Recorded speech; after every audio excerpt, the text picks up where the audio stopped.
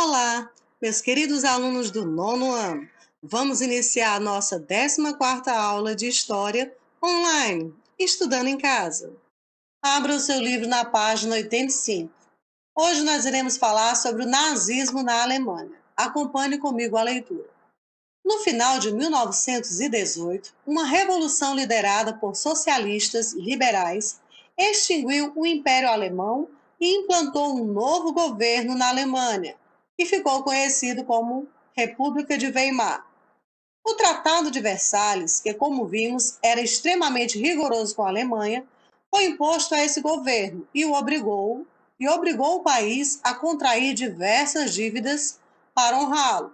As dívidas agravaram a situação da economia alemã, já arrasada pela guerra, e os índices de desemprego, de inflação e de falências atingiram números alarmantes.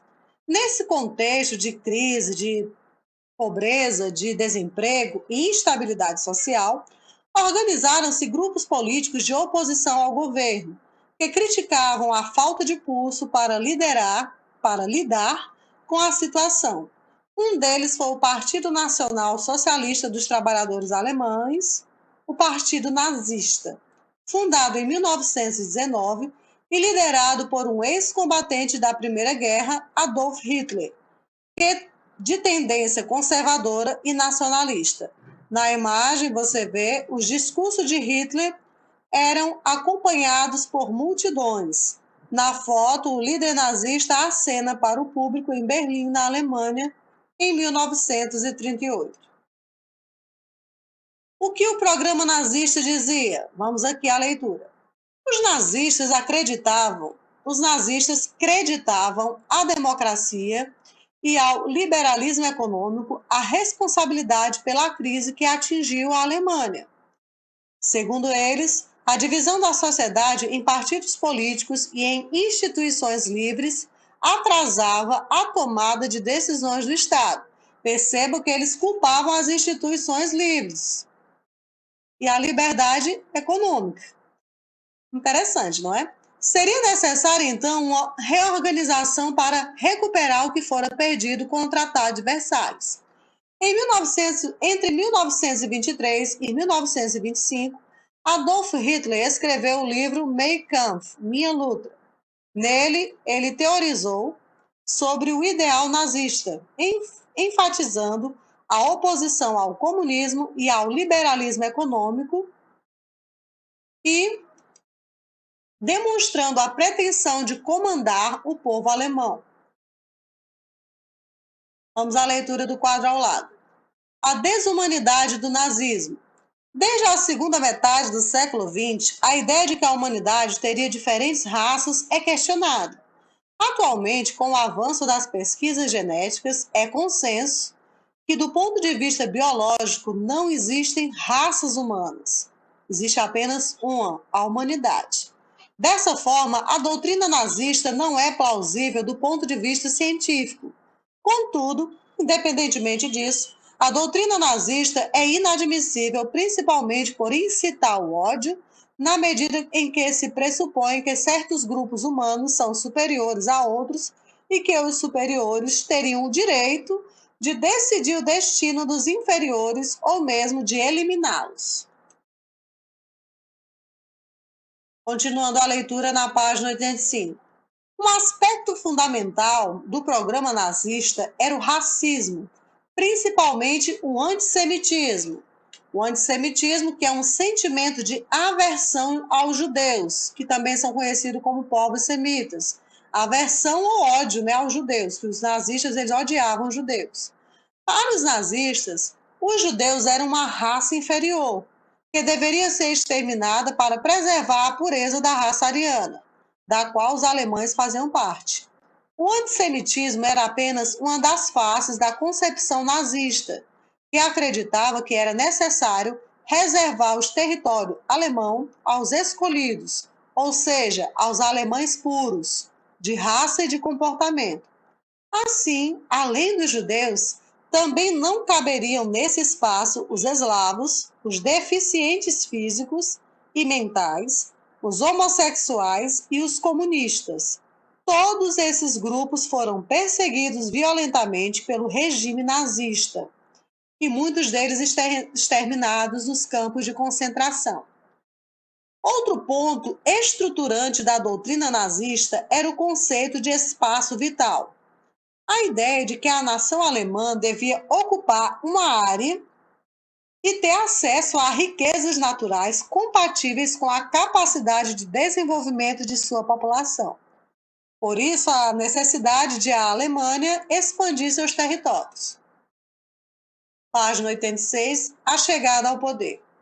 Com a quebra da Bolsa de Nova York, o crash, a situação econômica alemã piorou, pois o país dependia da economia estadunidense.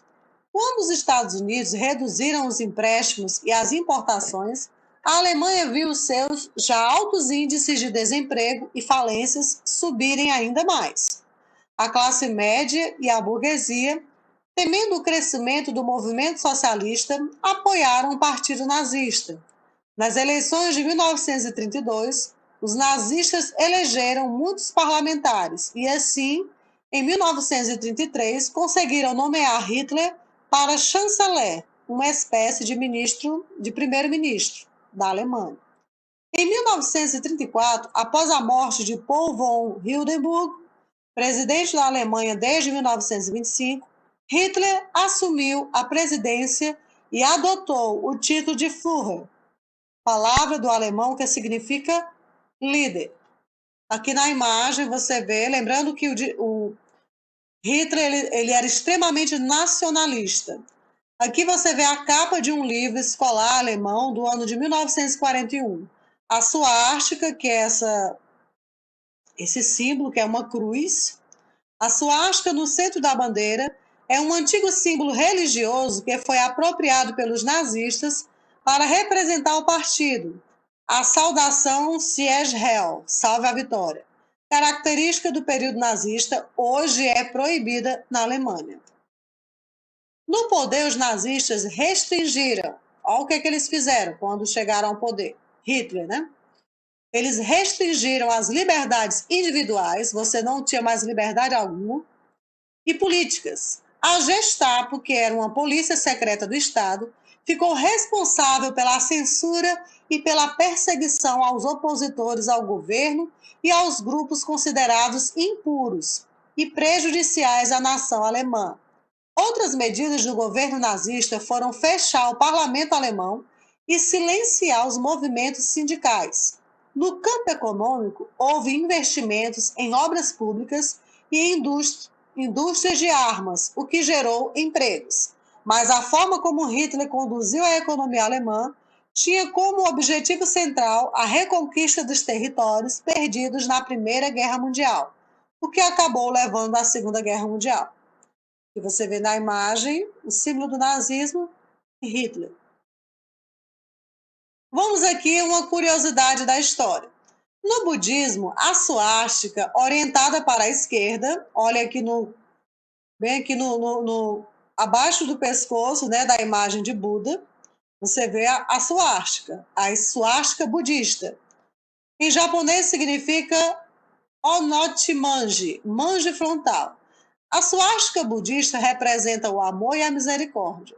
Já a orientada para a direita, a Uramanji, manji traseiro, caracteriza a força e a inteligência. Ambos os símbolos podem ser empregados, embora o sinal virado para a esquerda seja o mais predominante no Japão. Então, a suástica ela já existia na religião budista. População faz a saudação nazista durante as comemorações do Dia do Trabalho, em Nuremberg, na Alemanha. Você vê aqui todos com a mão levantada, saudando. A Guerra Civil na Espanha. As consequências da crise de 1929 também foram sentidas na Espanha, onde a monarquia foi derrubada após os levantes que proclamaram a República em 1931. Com o novo governo, foi aprovada uma Constituição que agradou às camadas populares, pois instaurou o sufrágio universal, ou seja, o direito de voto universal. Organizou uma reforma agrária e reconheceu a autonomia de diferentes nacionalidades, como a dos bascos e a dos catalães. Entretanto, alguns grupos, como a elite e a parte da classe média, não ficaram satisfeitos com essas mudanças. A sociedade espanhola, então, polarizou-se. Formaram-se dois grupos de atuação importantes nesse período. De um lado, membros da direita, descontentes com as medidas do novo governo, uniram-se e formaram a Falange, um partido que se alinhava às ideias fascistas e usava de violência para fazer oposição a seus adversários. Na imagem, você vê um cartaz das Brigadas Internacionais.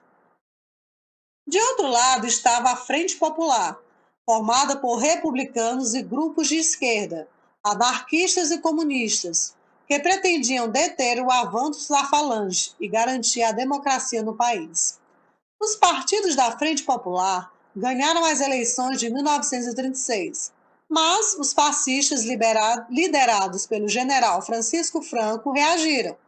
Franco organizou um golpe de Estado, amparado pela Falange e por parte do Exército, o que deu início à Guerra Civil Espanhola, que durou de 1936 a 1939. Hitler e Mussolini enviaram tropas à Espanha para apoiar os golpistas. Os bombardeiros em áreas que estavam sob o controle dos republicanos eram constantes e causaram grande destruição material e inúmeras mortes de civis.